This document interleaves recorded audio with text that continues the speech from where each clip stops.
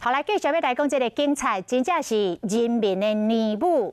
有一阵，这个平常时啊，中定硬气，会野情掠歹人的刑事伯啊，竟然爱来斗照顾2岁囡仔。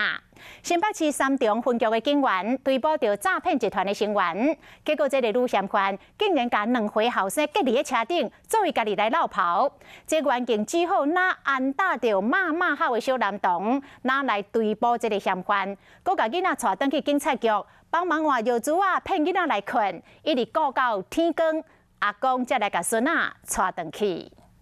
小朋友啊2岁查甫囡仔伫咧车顶一直骂吼，带你找妈妈吼，带我们找妈妈，行，头前车手，紧来。伫咧7号暗时啊，警察看到一个诈骗集团的人驶客停车，不过伫咧车顶煞无看到车手，敢若看到这个2岁查甫囡仔，尾仔才发现这个囡仔的老母嘛是诈骗集团的成员。我们如愿